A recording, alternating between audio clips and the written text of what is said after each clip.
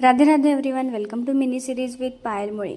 आज खूप कामाचा दिवस होता असं म्हणता येईल, पण माझी सुरुवात नेहमीप्रमाणेच उशिरा झाली. उठल्यानंतर मम्मीने सगळी काही कामं करून ठेवलेली. मी फक्त उठून पहिल्यांदा नारळ पाणी पिलं आणि आजी आलेली. आता आजी गावाकडून येताना रिकामी थोडी येणार आहे. मग येताना ढाळे वगैरे, आमच्या इकडे ढाळे म्हणतात, हरभरे वगैरे आणलेले. मग ते सोलू लागले, ते सोलले वगैरे. त्यानंतर मम्मीने मला एक काम दिलं, स्वतःचा चेहरा दिसेल इतकं स्वच्छ ताट धू. मग ते सगळं करून घेतलं आणि त्यानंतर माझ्याकडे सगळ्यात मोठं काम आलेलं ते म्हणजे रांगोळी काढायचं. आता रांगोळी म्हणल्यानंतर खूप डिटेलिंग वगैरे लागते.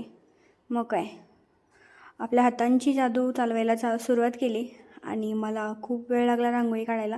तरी मस्त होत होती. आणि मी आज ठरवलेलं की मला पैठणी टाईप रांगोळी काढायची आहे, म्हणून मग तसंच सगळं काही पाहिलं आणि जसं मला काढता येईल तसा पुरेपूर माझं 100% देऊन मी रांगोळी काढली आणि ती खूप छानसुद्धा टर्नआउट झाली.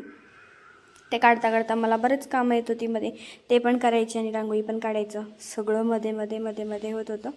आणि आज होता रांगोळी का, तर आज होता हळदी कुंकवाचा कार्यक्रम. त्यामुळे मग रांगोळी तर काढावीच लागेल ना. मग त्यानं मोरांची डिटेलिंग वगैरे सगळं काही केलं आणि ते खूप सुंदर दिसत होतं. असं बारीक रेखीव काम केल्यासारखं ते काहीतरी दिसत होतं. त्यानंतर रांगोळी वगैरे काढून झाली की मला जायचं होतं बाहेर नारळ वगैरे सोलून आणायला. त्यासोबतच फुलं वगैरे पण आणायची होती. आणि तिथे मला दिसले गजरे. मग काय, येतेत मम्मीसाठी गजरे घेऊन मी परत घरी आले. येताना पाणी पण राहिलेली, मग ती पण घेऊन पहिलं घरी आले. घरी आल्यानंतर एवढं असं दमल्यासारखं वाटत होतं, त्यामुळे परत एकदा नारळ पाणी पिलं आणि हळदी कुंकवाचं डेकोरेशन असं काही ते दिसत होतं. सगळे डेकोरेशन मी केलेलं आणि रांगोळी पण खूप सुंदर दिसत होती.